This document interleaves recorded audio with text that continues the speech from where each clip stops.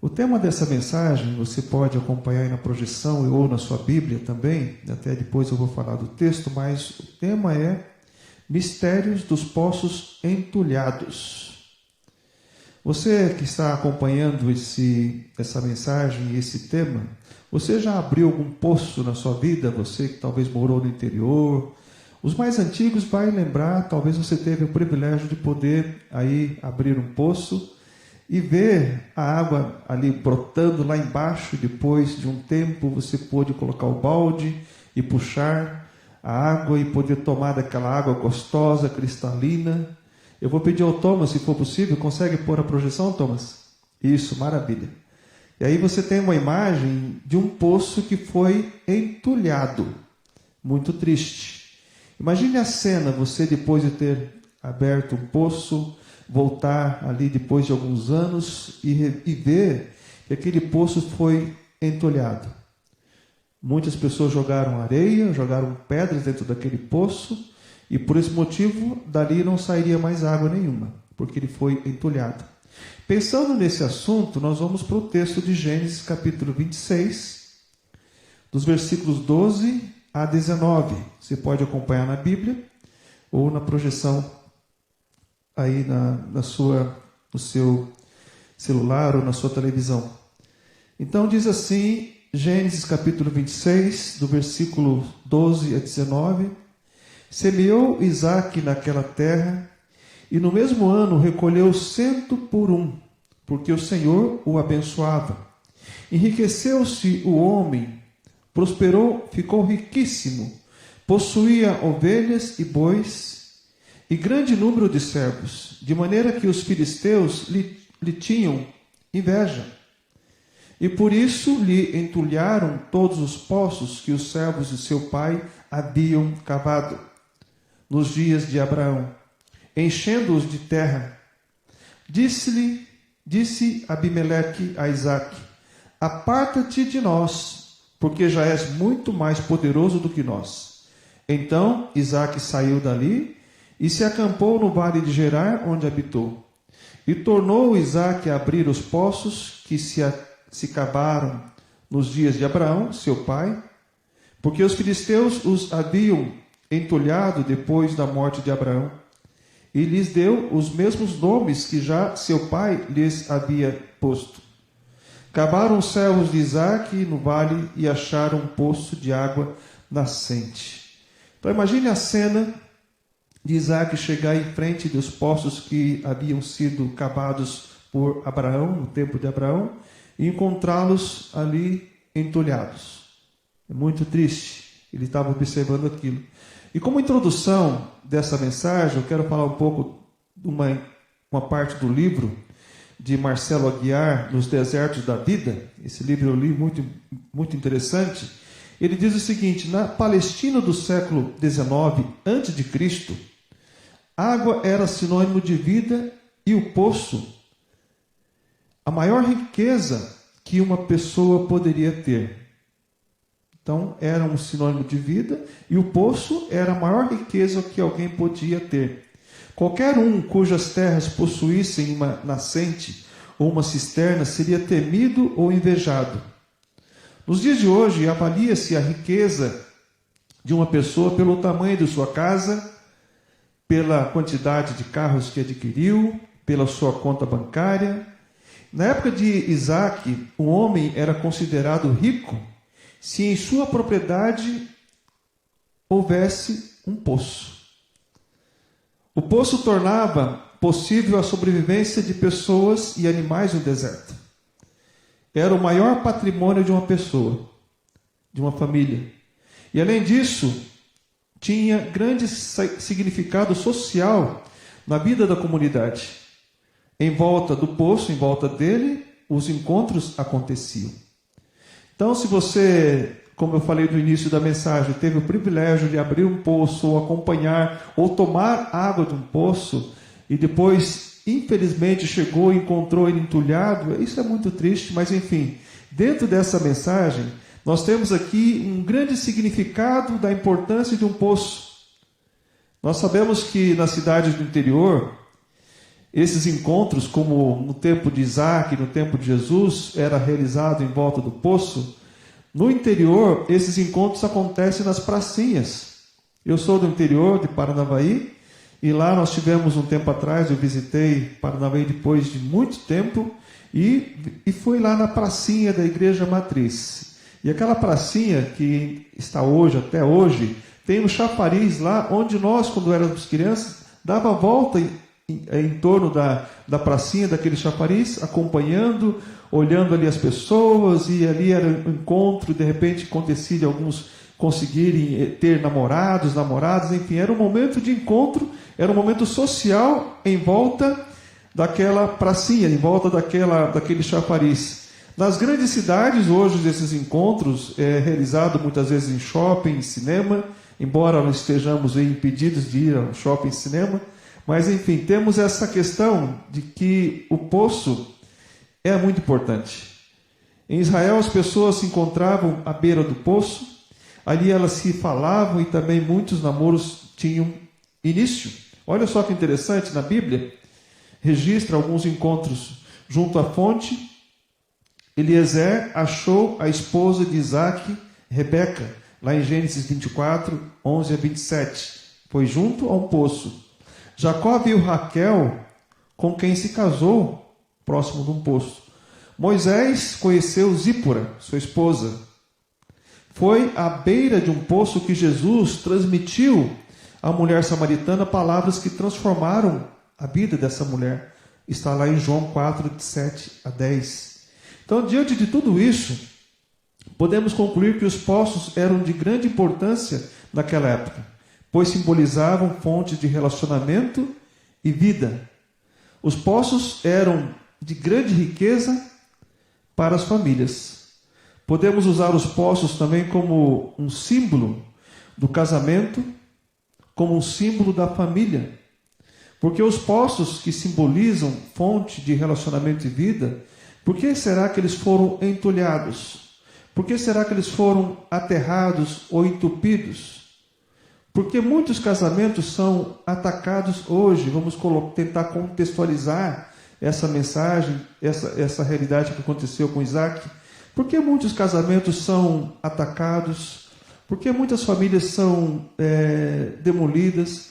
Por que muitos relacionamentos são minados, até mesmo entulhados? Em algumas cidades, o número de divórcio por ano já é maior do que o de casamento. É uma realidade muito triste em algumas cidades do nosso país, em todo o nosso Brasil. E a maioria das separações judiciais acontece com apenas 2 anos de união. Como foi falado, uma das mensagens que nós ouvimos aqui pelo pastor Hugo, tem casais que se casam e mesmo antes de pagar as despesas do casamento já estão se separando, voltando para a casa dos pais. Nem curtiram aquele momento, a lua de mel, nem pagaram o que gastaram no casamento, nem usaram os presentes que ganharam. Enfim, tem pessoas que infelizmente estão se separando em menos de 1, 2, 3, 10 anos de casados. E o que Deus uniu, a Bíblia fala, não separe o homem. Então, muitas vezes os poços de muitas famílias, quando não estão sendo entulhados, estão vazios, secos e sem vida. Essa é uma infeliz realidade que acontece dentro dos lares, porque acontece brigas, agressões, infidelidade. Isso faz que muitos casais mantenham um casamento apenas de fachada, apenas de aparência. Infelizmente, não só na nossa sociedade, mas também a gente pode ver isso em muitas igrejas.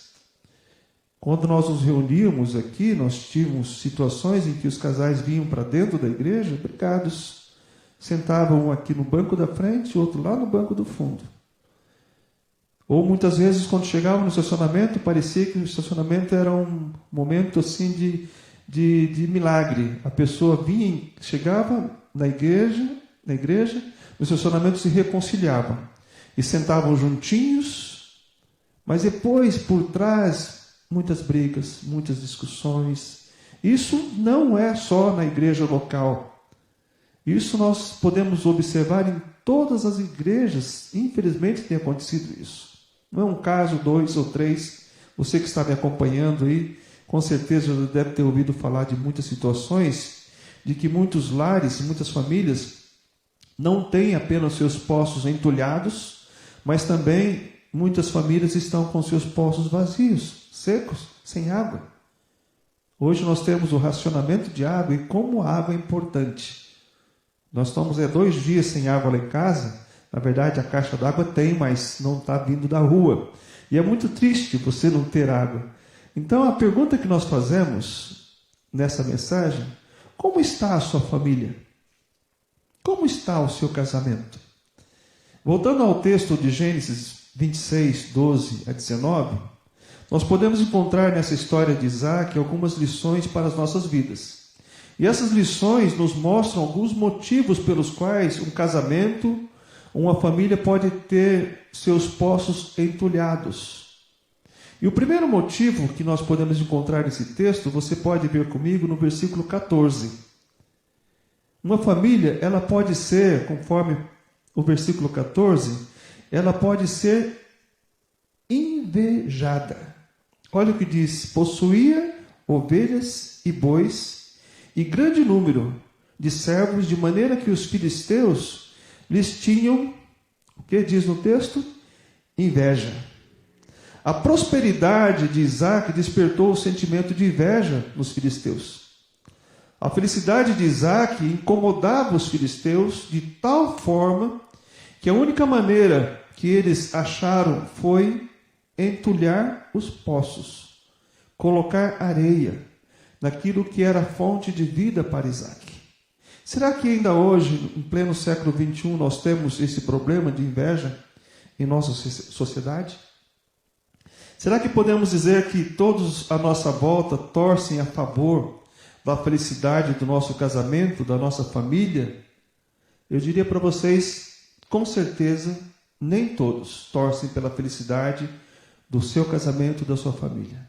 Porque existe, infelizmente, muitos invejosos na nossa sociedade. Existem muitas pessoas que querem jogar areia, entulhar os nossos poços. Existem aqueles que atraem para si o fracasso, a derrota, e por isso, quando observam alguém prosperando, agem com inveja. Inveja da família, inveja dos filhos. Olha que família linda você tem, que família maravilhosa você tem, que casamento maravilhoso você tem. E isso gera um sentimento, muitas vezes, em muitas pessoas, de inveja. Parece que ficam torcendo para que aconteça alguma coisa naquele lar ou naquele casamento, para dizer: olha, não é um casamento perfeito. Realmente não há casamento, não há família perfeita. Ouvimos a mensagem do Augusto na quarta-feira sobre família saudável e equilibrada. Existe sim família saudável e equilibrada na palavra, mas perfeita não existe. Família perfeita, assim também como não existe, vamos ver hoje à noite, não existe igreja perfeita. Então existem aqueles que atraem para si o fracasso, tanto em casamento, quanto como marido, como mulher, como pai, como filho, como servo do Senhor. E quando ele vê pessoas prosperando, como Isaac estava prosperando, fizeram assim como os filisteus, começaram a entulhar, e deu ali inveja naquele povo. Olha só o que diz a Bíblia, se você puder abrir comigo, lá em Tiago 3,16. Tiago 3,16 diz assim: pois onde há inveja e sentimento faccioso, aí há confusão e toda espécie de coisas ruins. Onde há inveja, se você estiver relacionando com um invejoso, haverá sentimento no seu relacionamento de facção, de divisão. Não por você, mas aquela pessoa vai estar querendo dividir você, dividir a igreja, dividir a sua família, dividir seu casamento. Porque há inveja no coração daquela pessoa. Isso é a Bíblia que está falando. Pois onde há inveja e sentimento faccioso, aí há confusão e toda espécie de coisas ruins. Será que existe isso no nosso lar hoje? Na nossa igreja? Olha só o que diz Provérbios 28 e 22. Provérbios 28 e 22. O invejoso é ávido por riquezas e não percebe que a pobreza o aguarda. O invejoso é ávido, ele busca riquezas. É como aquela pessoa que vê o vizinho trocar de carro e automaticamente aquela inveja, olha, aquele carro, eu vou ter um igual ou melhor. Vai lá e faz uma dívida para tentar agradar pessoas que ele não gosta e fica naquela dívida e depois acaba, assim como o versículo de Provérbios fala, ele é ávido por ter, por possuir, mas não percebe que a pobreza o aguarda. Então os filisteus tiveram inveja da prosperidade e da felicidade de Isaac. Existem hoje em nossos dias muitos filisteus. Será que você conhece, será que nós conhecemos algum filisteu? Invejoso ou invejosa? Há filisteus entrando em nossa casa através do meio de comunicação, rádio, revista, TV. São pessoas ricas e famosas, muitas vezes financeiramente falando, mas miseráveis espiritualmente, miseráveis nos relacionamentos. Eles pregam muitas vezes, ou ensinam, ou mostram casamentos de fachada, mas não são felizes. São filisteus. E geralmente na própria televisão nós podemos ver que o que dá ibope não é um casal feliz, uma família feliz, uma família unida. Você pode perceber em toda novela ou filme, o que mais chama atenção é quando há uma traição. Quando o marido gosta da esposa, de um outro colega, e aquele relacionamento fervoroso, e aquilo tudo acontece, e muitas pessoas ficam torcendo para que dê certo, que tenha um final feliz, mas isso é tragédia nos relacionamentos. O casamento de muitas dessas pessoas duram como um castelo de areia, ou uma chuva de verão, passa muito rápido. Há filisteus na nossa vizinhança, entre os nossos colegas de trabalho, ou de estudo. Eles nos perseguem de todos os meios e formas possíveis. Dentro do seu trabalho, você já foi perseguido alguma vez? Se você recebe a promoção, todos ficam contentes? Todos vão torcer por você? Muitas vezes não. Existe no meio do relacionamento, tanto no trabalho. Isso eu falo, meus irmãos, com autoridade, porque eu já vivi isso no trabalho, já vivi isso nos relacionamentos que eu tenho fora do trabalho. É muito triste poder ver pessoas que, ao invés de torcer, não só vivi, como também vi isso acontecer com muitas famílias. Casais foram destruídos por causa da inveja. Famílias foram destruídas. Mas tem pessoas que têm inveja, e inveja até daquilo que você adquire. Visita você e vê lá que você adquiriu tal coisa e fica tão invejosa que acaba, prejudicando ela mesma, porque nós, em Cristo Jesus, não tem, o mal olhado não tem poder, amém? Não precisamos andar com uma muda de arruda atrás da orelha para espantar mal olhado, porque em Cristo toda essa mandinga, toda essa superstição, pé de cabra, figa, pé de coelho, não existe mais para nossas vidas. Nada disso tem poder sobre nós, porque estamos em Cristo Jesus, amém? Então, se você recebe uma visita, assim como o Valdir recebeu nesse vídeo que nós vamos ver agora, esse Valdir, ele tinha comprado uma TV, e um amigo dele, invejoso, que tem mal olhado, isso eu já passei aqui na igreja um tempo atrás, eu achei muito interessante, que ele, veja só, vamos ver esse vídeo e depois vamos andar com a mensagem. Puxa, Valdir, que TV você comprou, hein? 43 polegadas. Você é um homem de sorte, hein? E como fica bem na sua sala. Fininha, né? ainda vou ter uma TV assim. Mas eu tô feliz por você, viu, Valdir? Muito feliz mesmo. Valdir?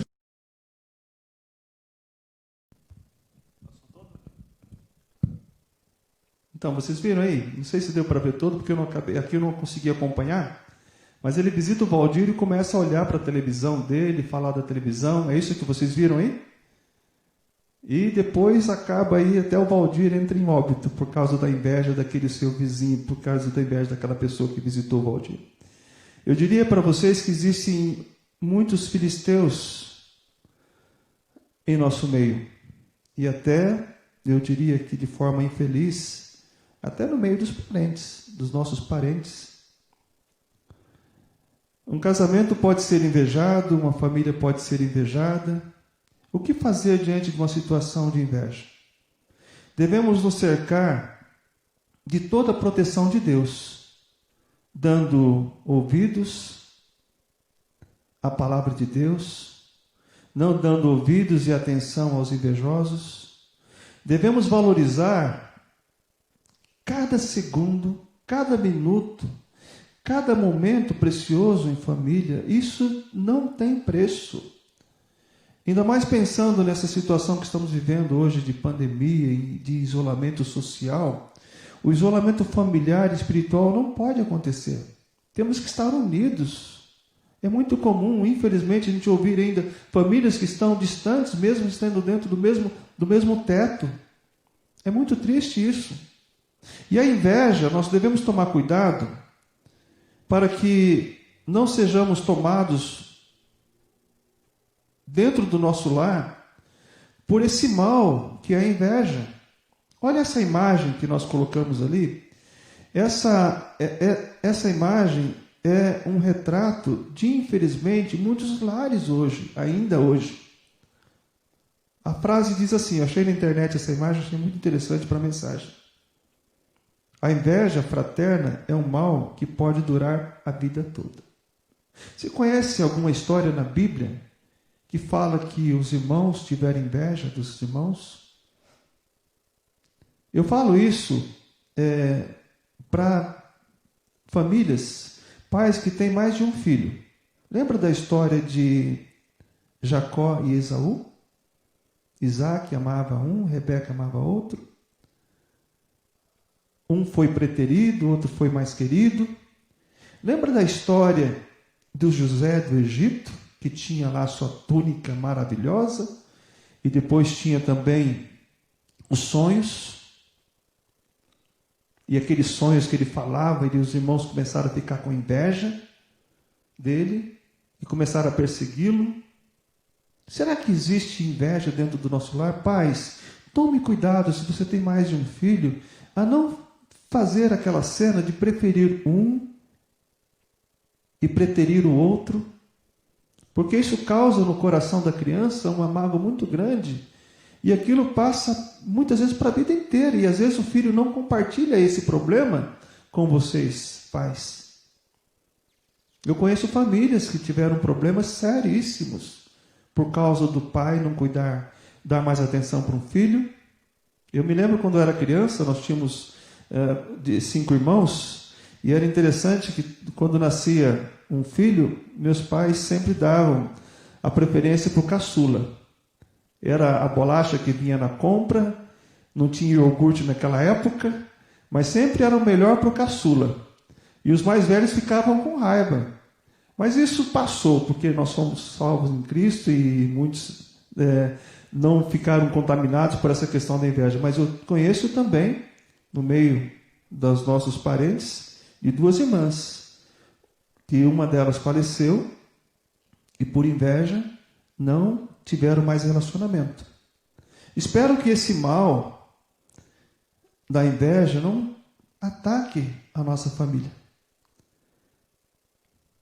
Não ataque o nosso lar, não ataque o nosso casamento. Outra lição que podemos aprender com essa história de Isaac é que uma família ela pode ser destruída. O versículo 15 diz, e por isso, ou seja, por causa da inveja, os filisteus entulharam todos os poços que os servos de seu pai haviam cavado nos dias de Abraão, enchendo-os de terra. Os filisteus entulharam os poços que Abraão cavara. Eles destruíram os poços com destroços, pedras e areia. Isso são obras do maligno.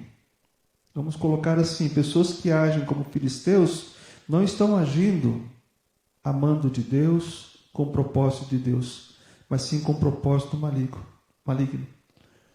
Naquele lugar onde borbulhava no passado água fresca e cristalina, agora só havia um monte de rochas amareladas. Entupir os poços foi a grande maldade dos filisteus. Foi também uma grande idiotice, pois eles mesmos perderiam as bênçãos que aquela água poderia lhes proporcionar. A inveja causa, como diz Tiago 3,16, toda sorte de confusão.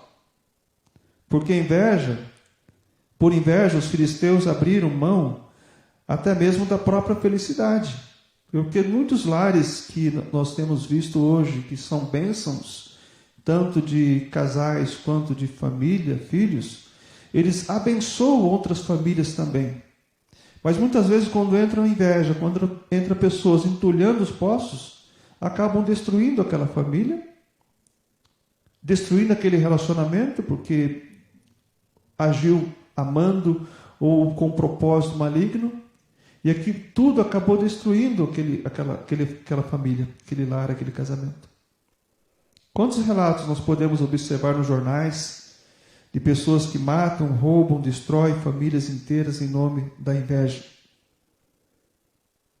Tem aquela frase, se não pode ser meu, não será de mais ninguém. Ou, se não pode ser minha, não será de mais ninguém. Os filisteus entulharam os poços que Abraão havia cavado. Muitos casamentos e muitas famílias estão sendo destruídas, muitas vezes não somente pela ação dos filisteus que estão à nossa volta. Muitas vezes, o próprio marido ou a própria mulher podem destruir o seu casamento, ou até mesmo os filhos podem ser os causadores dessa destruição.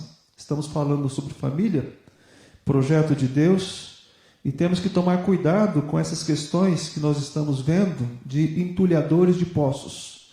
Não só filisteus entulham os poços, mas também muitas vezes o próprio marido está, ao invés de limpando os poços, vendo a água nascente, está entulhando os poços. A esposa também, ou os filhos.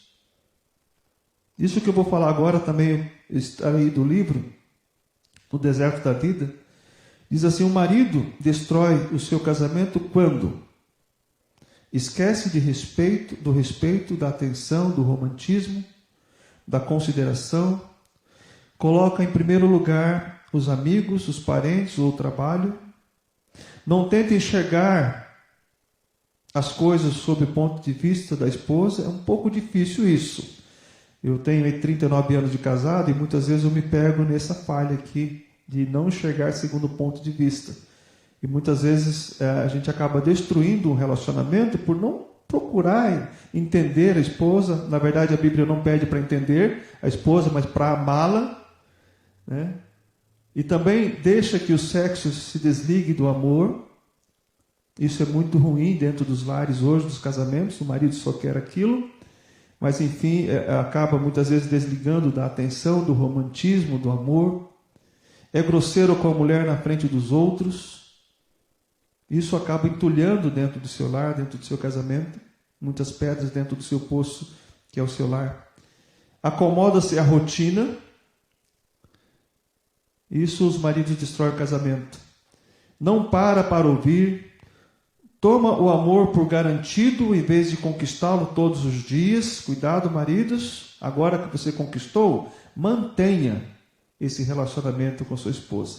Quando vocês namoravam, como diz aquela frase que nós sempre ouvimos muitas vezes, né? Estavam namorando, olhavam para a lua e falavam, olha as nuvens, a lua se escondeu atrás das nuvens porque estava com inveja de você, o seu romantismo, você é muito linda. Depois que passam alguns anos, a mulher fala, olha, veja só, a lua se escondeu. E ele fala para a esposa, você não está vendo que vai chover? Então, aquele romantismo do começo deve manter-se até o final. É tão lindo quando a gente percebe um casal. Vocês vão ver hoje à noite alguns casais aí dando testemunho. É muito lindo isso, importante esse relacionamento. E também o marido destrói o casamento quando deixa que os desentendimentos se transformem em ressentimentos. É mesquinho e egoísta. Trata a esposa como objeto e não como uma pessoa. Critica muito e elogia pouco. Tudo isso são entulhadores de poços. Maridos muitas vezes têm destruído seus casamentos agindo dessa forma. Tem ilustração que eu já contei aqui na igreja, e isso está no Google, você pode até ouvir, e também muitos pastores já falaram sobre isso, sobre a fazenda. Certa vez, um grande amigo do poeta Olavo Bilac queria muito vender uma propriedade de fato, um sítio que lhe dava muito trabalho e despesa. Reclamava que era um homem sem sorte, pois as suas propriedades davam-lhe muitas dores de cabeça e não valia a pena conservá-las. Pediu então ao amigo poeta para redigir um anúncio de venda do seu sítio, pois acreditava que se ele descrevesse a sua propriedade com palavras bonitas, seria muito fácil vendê-la. E assim, Olavo Bilac, que conhecia muito bem o sítio do amigo, redigiu o seguinte texto. Colocou no jornal. Vende-se encantadora propriedade onde cantam os pássaros ao amanhecer. No extenso arvoredo. É cortada por cristalinas e refrescantes águas de um ribeiro. A casa banhada pelo sol nascente oferece a sombra tranquila das tardes na varanda. Meses depois, o poeta encontrou o amigo e perguntou-lhe se tinha vendido a propriedade. Olha a resposta do amigo. Nem pensei nisso, respondeu ele. Quando li o anúncio que você escreveu, percebi a maravilha que eu possuía. Então, meus amados irmãos, maridos, mulheres, famílias, algumas vezes só conseguimos enxergar o que temos quando perdemos.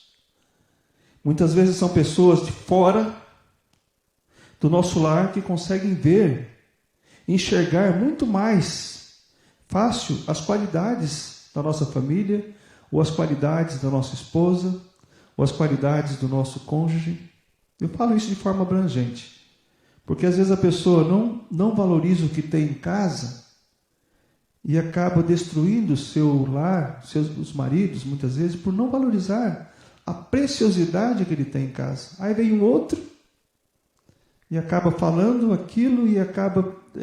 ele percebe, louvado seja Deus, quando ele percebe como esse amigo do Olavo Bilac que percebeu, é uma história que foi contada, eu achei muito interessante. Então, maridos, cuidem da sua joia preciosa, sua esposa, valorize, porque é ela a porção que Deus deu nessa terra para você. Como diz Provérbios, quem encontra uma mulher acha um bem precioso, ela vale muito mais que joias preciosas, sua esposa. Então valorize, isso serve para mim também, estou pregando, depois eu vou prestar conta diante do que estou falando do meu lar também com minha esposa. Então, diante disso, tem outro detalhe aqui, não só o marido destrói o seu casamento quando age dessa forma, mas uma mulher destrói o seu casamento quando esquece do respeito, da paciência, da humildade, da consideração, coloca em primeiro lugar os parentes, a casa ou os filhos, não tenta enxergar as coisas sob o ponto de vista do esposo, muitas vezes até é mais fácil a mulher enxergar isso do que nós enxergarmos da nossa esposa, desmancha-se em críticas, lamúrias e cobranças, é agressiva com o marido na frente dos outros, usa o sexo ou o silêncio como arma, não para de falar, fica ressentida porque o marido não fez o que, na verdade, ela nunca pediu claramente que o fizesse. Às vezes você tem que escrever, mulher, para que nós possamos entender. Escreva bem grande, muitas vezes repita. Uma vez eu ouvi uma mulher falando, olha, marido, pega tal coisa que está no guarda-roupa. E ele falou, onde? Mas no guarda-roupa, dentro do nosso quarto. E assim ele foi lá e ele deu detalhes para que ele pudesse pegar. Então, muitas vezes a mulher, ela destrói o casamento quando ela é muito perfeccionista também. quando desmerece os esforços e as realizações do seu marido, não valoriza o seu marido, atenta mais para os defeitos do que para as qualidades do esposo. Você tem visto qualidade no seu marido? Atente mais para essas qualidades do que para os defeitos dele, porque nós não somos perfeitos.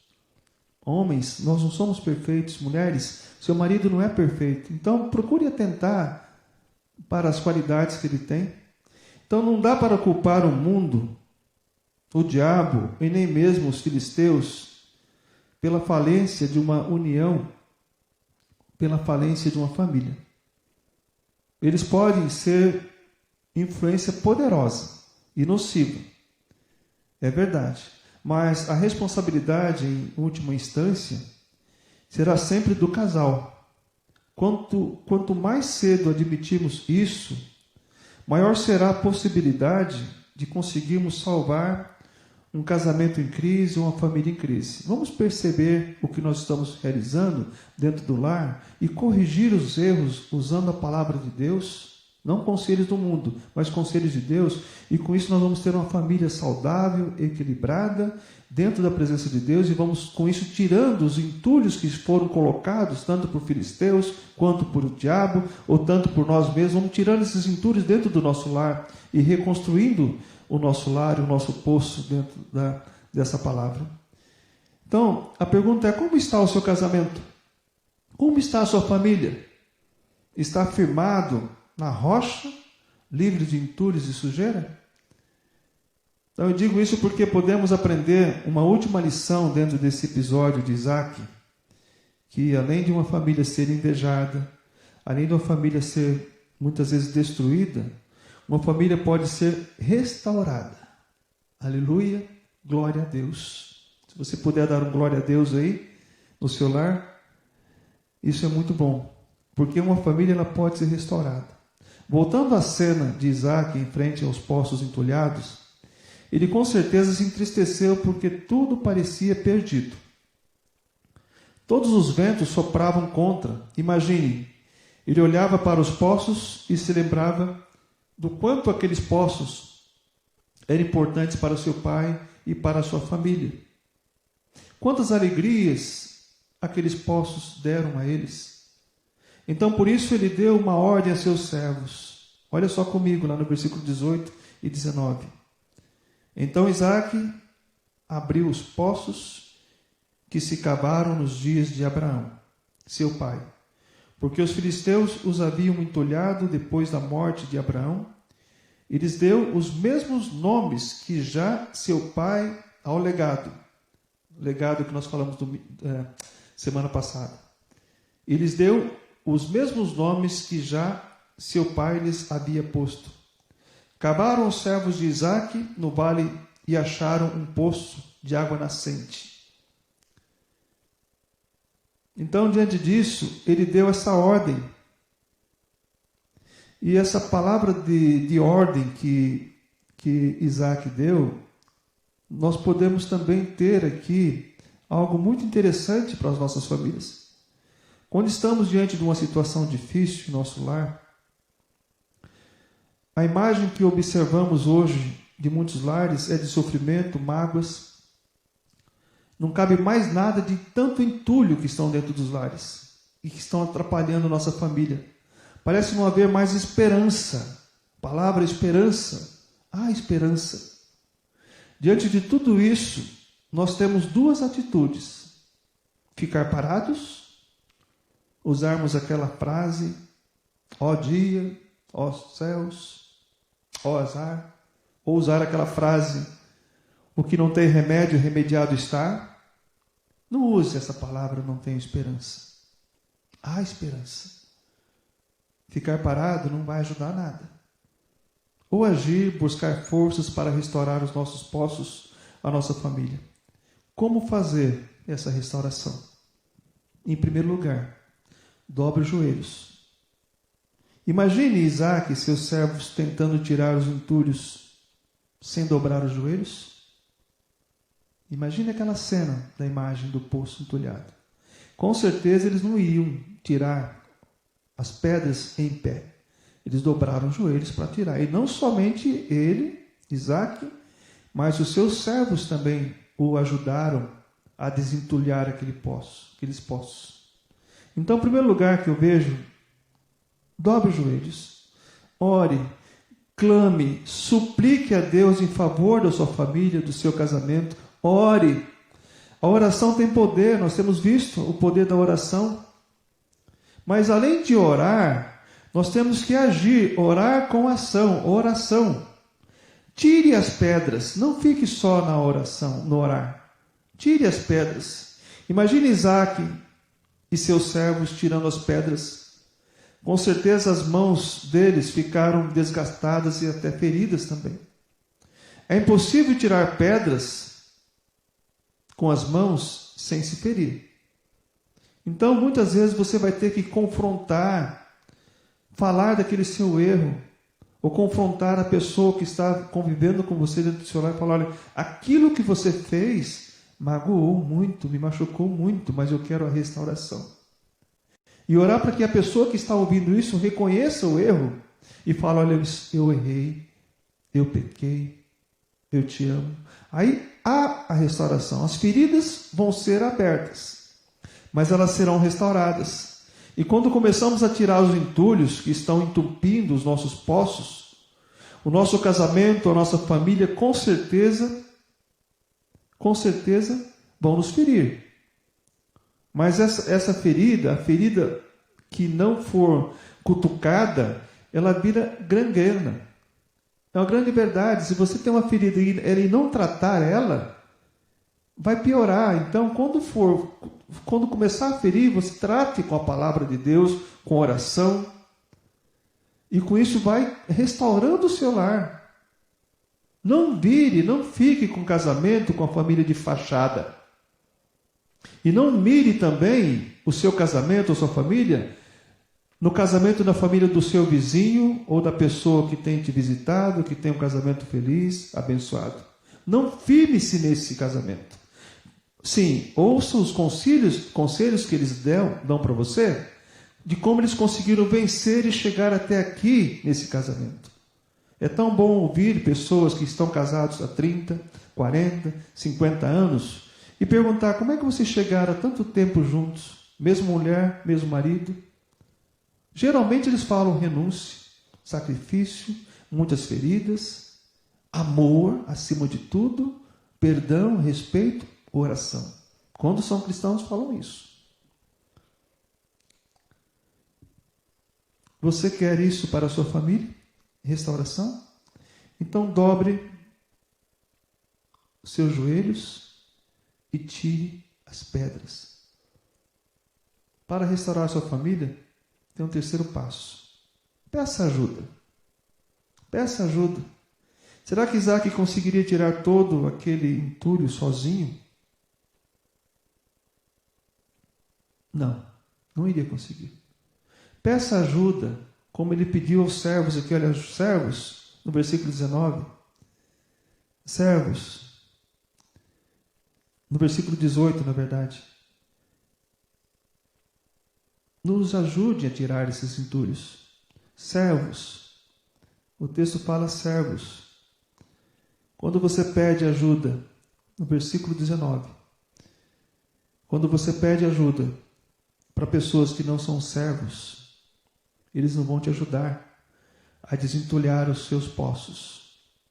Peça ajuda a pessoas que têm coração de servos. Independente do grau de parentesco ou de relacionamento, olhe para o coração, peça ajuda, peça sabedoria a Deus para que você possa encontrar pessoas que sejam servas, que possam ajudar você e sua família a desentulhar os poços. Muitas famílias estão pedindo socorro. Eu tenho recebido ligações de pessoas que não são da nossa igreja, pedindo socorro para ajudar no seu casamento, para restaurar o casamento. E eu tenho que usar a palavra de Deus. Se você pedir conselho a alguém, eu tenho sempre falado isso aqui na igreja, e esse conselho a pessoa te dá e não usar nenhum texto bíblico, tome muito cuidado. Porque todo conselho que vem do mundo não é um conselho divino, não é um conselho que restaura. Muitas vezes pode até aparentemente restaurar, mas não tem fundamento, não tem alicerce.